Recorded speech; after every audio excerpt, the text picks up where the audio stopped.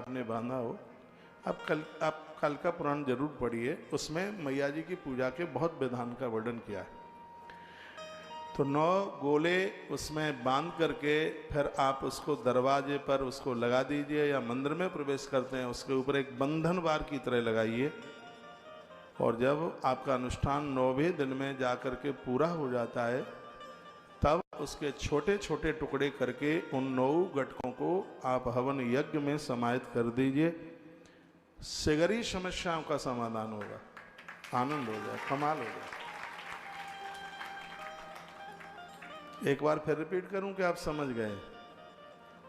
9 सूखा गोला, अब यहाँ तो क्या बोलते हैं मालूम नहीं है। नारियल अलग होता है, अंदर का गोला गिद्दी का वो अलग होता है। क्या बोलते हैं? गट, गट बोलते हैं। तो उसमें छेद करना है उसमें, फिर उसको कलावे में पुरोना है 9 गट।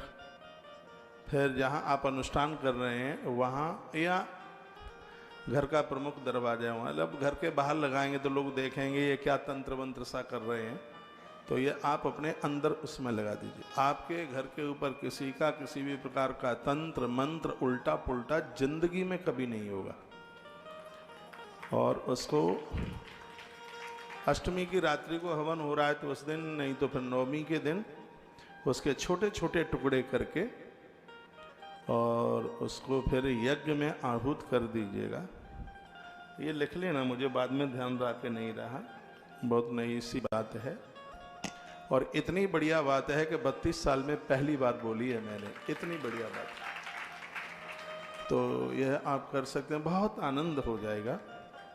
तो इस बात के साथ साथ एक बात और मैं कहूँगा आपको, जो बहुत ज़्यादा सड़क पर रहते हैं हम लोगों की तरह, बहुत ज़्यादा यात्रा में रहते हैं, आपका बेटा है, आपका पति है, या और आपका कोई रिश्तेदार है, संबंधी जन, उनको ये बात बता दीजिए कि आप दुर्गा कवच का पाठ किए बिना घर के बाहर न निकले। ये दुर्गा कवच में ही लिखा है, पदमेकम न गच्छेतु दीक्षेषु भात्मना कवचेना व्रतो नित्यम यत्र यत्रैव गच्छति। जो कवच का पाठ किए बिना घर के बाहर नहीं निकलता, काल के गाल में वो स्त्री पुरुष सुरक्षित रहते। दुर्गा कवच का पाठ करके आप निकलिए। पूरा दुर्गा कवच का पाठ आप नहीं कर सकते हैं तो नवाहन मंत्र का आप जप कर सकते हैं। ओम ऐं ह्रीं क्लीं चामुंडाय विच्चे।